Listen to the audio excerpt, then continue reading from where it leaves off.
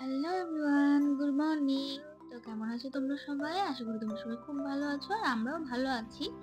আমার বড় শরীরটা একটু খারাপ, মানে চোখে দুদিন ধরে একটু প্রবলেম হচ্ছিল, মানে চোখ দিয়ে জল কাটছিল আর অসহ্য মাথা ব্যথা করছিল। সে কারণে আমরা চোখে ডাক্তার দেখানোর জন্য চলে এসেছি শেখর আই হাসপাতালে।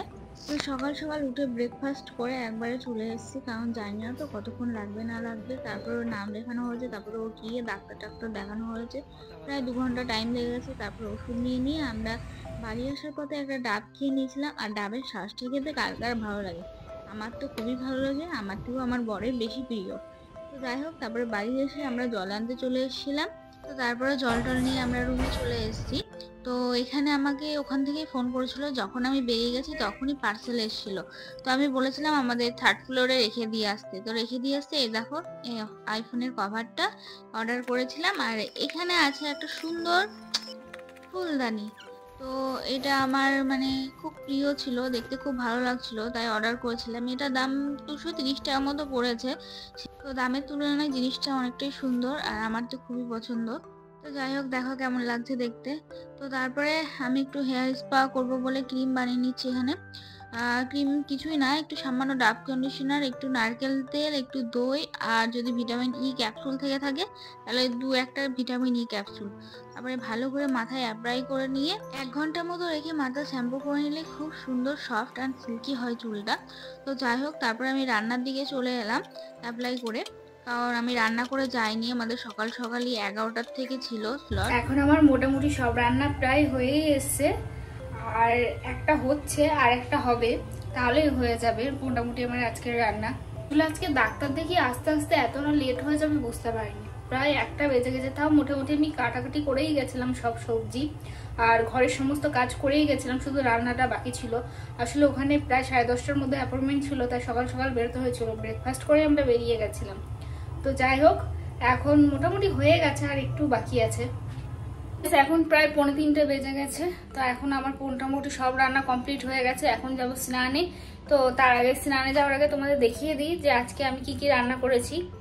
এই যে একটু টক ডাল করেছি, এই যে পালং শাক, বাঁধাকপি, আলু ভাজা,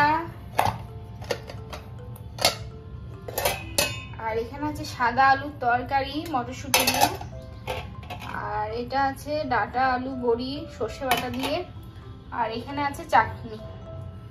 তো এই কটা আমি আজকে রান্না করেছি। অ্যাকচুয়ালি আমার বর 1 বা 2 রকম পদ হলে খেতে পারে না, ওর 3-4 রকম লাগে।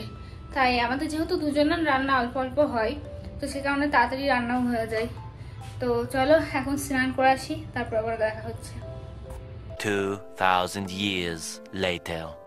তো যাই হোক, স্নান টান করে পুজো সেরে তাড়াতাড়ি খাওয়া দাওয়ার আয়োজন করছি, কারণ প্রচন্ড খিদে পেয়ে গেছে, কারণ আজকে অনেকটা লেট হয়ে গেছে।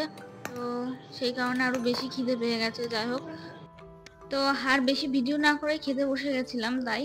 এই যে আবার একটা পার্সেল নিয়ে এলাম, নিচের থেকে খেয়ে দিয়ে উঠেছি আর তখনই ফোন এসেছে। তো তাড়াতাড়ি করে হাত ধুয়ে নিচে গেলাম পার্সেল আনতে।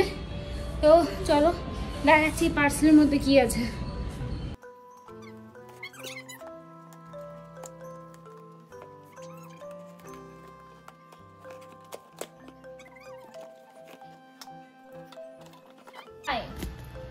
এগুলো হচ্ছে গাইস মিলেট। তো এগুলো খেলে অনেক ভালো হবে, শারীরিক রোগ ব্যাধি অনেক কম হবে। তো সেই কারণে এগুলো অর্ডার করা, যে চালের বদলে এগুলো খেয়ে দেখতে হবে। এগুলো বিভিন্ন রকম রেসিপি করা যায় এগুলো দিয়ে, তো সেগুলো ট্রাই করব আমরা এখন থেকে, তাই জন্য এগুলো আনা। চুলগুলো আমার কত সফট হয়ে গেছে হেয়ার স্প্রে করে। চুলটা মানে হাত দিতেই খুব সুন্দর লাগছিল। এটা মাসে 2বার বা 1বার করতে পারলে খুব ভালো রেজাল্ট পাওয়া যায়। 2000 years later. আমরা দুজন রেডি হয়ে বেরিয়ে পড়লাম, এখন বাজে 5:45 মতো। তো এখন যাচ্ছি আমরা সিনেমা দেখতে, ফাইটার। তো চলো, 6টার শো আমাদের, যাওয়া যাক। মানে এখন দেখেছো কত সুন্দর রোদ আছে, তো এখানে মোটামুটি 7টা না হলে সন্ধে হয় না। ওয়েদারটা জাস্ট ওয়াও। তো তারপরে আমরা চলে এসেছি ভেগা সিটি মলে, তো সিনেমা দেখার জন্য। আর আমরা ফাইটার সিনেমার প্রথম দিন বুকিং পাইনি, সেকেন্ড দিন পেয়েছিলাম। তো আমরা সেকেন্ড দিনই গেছিলাম দেখতে। তারপরে এই যে লাইনে দাঁড়িয়ে টিকিট দেখিয়ে এন্ট্রি নিলাম। তো আগের দিন বাদাম লুকিয়ে নিয়ে এসেছিলাম, তো আজকে সেরকম কিছু লুকিয়ে নিয়ে আসিনি, কিন্তু 2-4টে চকলেট আছে আমার ব্যাগে। আজকে যেহেতু লাঞ্চ করতে অনেকটা লেট হয়ে গেছে, জানি খিদে অতটা পাবে না। আর দেখো পুরো সব ফাঁকা, তো একটু পরে সব ভর্তি হয়ে যাবে আর কি, একটাও সিট মানে ফাঁকা থাকবে না, এরকম একটা ব্যাপার। তো আমরা ফার্স্ট টাইম 3D মানে টিকিট কেটেছিলাম, তো এরকম চশমা দিয়েছিল। তো প্রথম প্রথম একটু কেমন লাগছিল দেখতে, তারপরে ঠিক হয়ে গেছিল দেখতে দেখতে।